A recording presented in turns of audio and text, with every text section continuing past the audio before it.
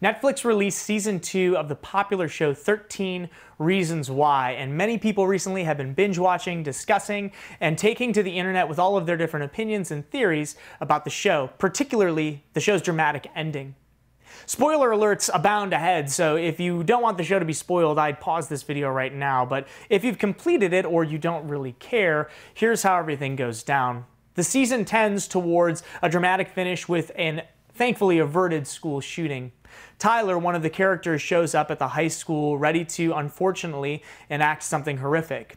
He's stopped by Clay, a classmate, who tries to talk him down from the situation and eventually is successful. There is no school shooting at the end of season 2. There is, though, one really important line that a lot of people might miss and that maybe a few adults were cringing when they heard.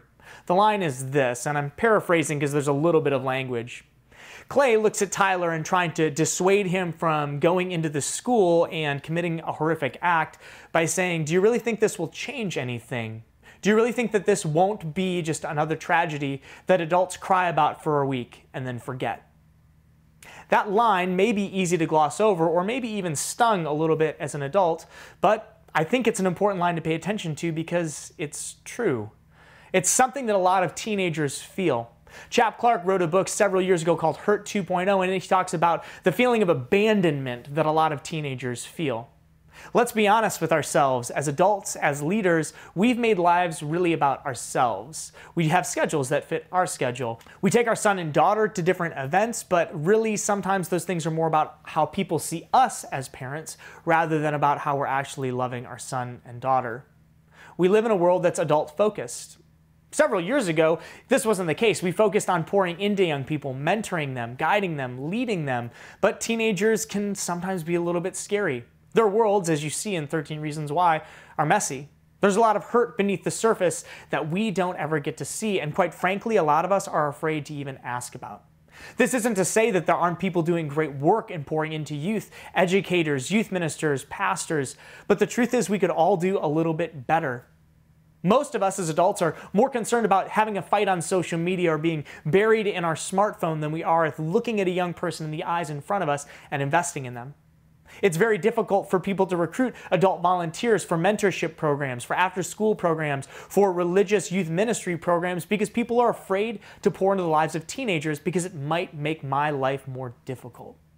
I think there's a great challenge for us at the end of this season because we have become a culture of adults who simply go to the next event, we cry about it, we cry for legislation, we fight over Facebook posts, and then we forget about it. Meanwhile, teenagers live in that reality every single day. So the challenge for us is this: how can you be more involved? Because we don't have time to waste by simply being absent to a generation that needs us.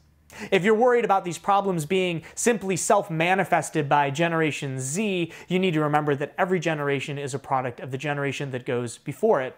We've created the problems that teenagers are wrestling with now, and we need to own that. And we need to do the very best we can to seek reparation for it and to seek healing for it.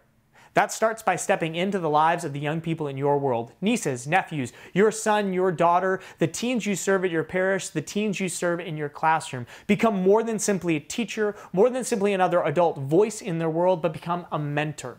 If you work in ministry, become somebody who authentically brings the gospel to teenagers. And if you work outside of ministry, be somebody who embodies the gospel of love for teenagers. If you are a parent, seek to sit down with your son or daughter and pull your phone out of your face so that you can actually have a conversation.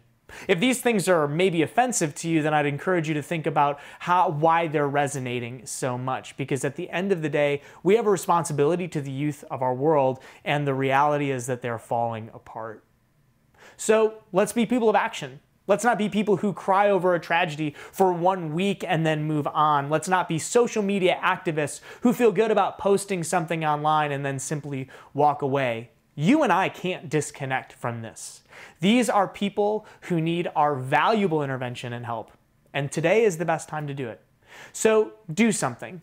Go have a conversation. Become a mentor.